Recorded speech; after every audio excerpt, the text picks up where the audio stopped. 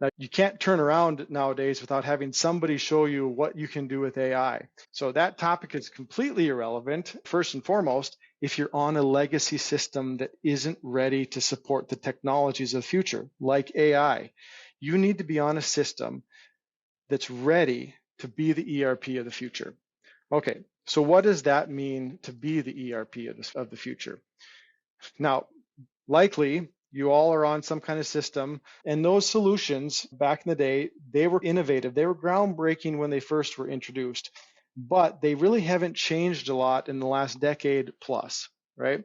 Now, today, technology, that same technology that was innovative 20 or 30 years ago has become a barrier to growth rather than an enabler. Look, there's a hidden cost to it still works, right? It still works. For day-to-day transactions, mantra, mentality might be true, but problems begin to surface when companies are trying to grow, integrate through acquisitions, improve reporting, or prepare for the future.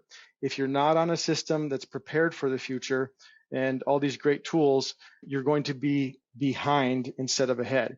So now, to make matters worse with these legacy systems, not only is the functionality not changing, but a lot of the people that companies have relied upon to support these systems are moving out.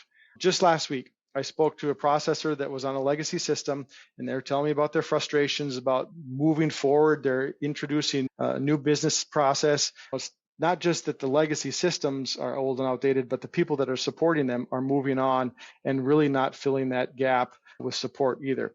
It's no different for your accounting software. Ask yourself this though, is your accounting software keeping up with the same speed of technological change as everything else? And the answer, if on a legacy system, the answer is a resounding no. And of course, if you're behind, there's nowhere else that's going to be more evident than with the upcoming AI revolution, okay? It seems only last year, 12 months, 18 months ago, we heard a lot of organizations talking about AI, but everyone was talking about it, but nobody really knew what that meant or how it could help businesses. That's a lot has changed in the last 12 months. We've turned a corner now where people are seeing how AI can actually help. You know, I was talking to a flour miller probably about a month ago, and he was telling me about his frustration with his legacy system. And he tried to connect an AI bot, as he called it, to his data, back-end data. And the AI bot couldn't read it, couldn't understand how the data was structured. It was really meaningless because it was useless. It couldn't read the data. He was frustrated about that, and AI needs to have clean data to be able to read. What's an agent? Well, an agent is something that does something on your behalf.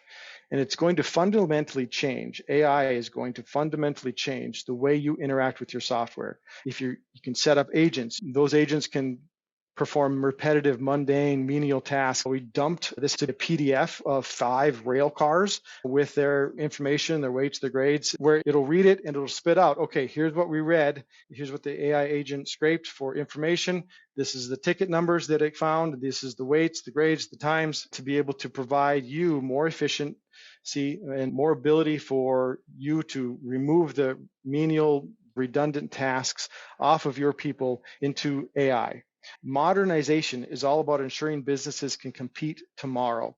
AI is coming fast, and companies that aren't prepared and their data isn't ready with platforms that are not ready for AI enablement will find themselves reacting instead of leading. So you need to make conscious decision to be able to be a leader in this area.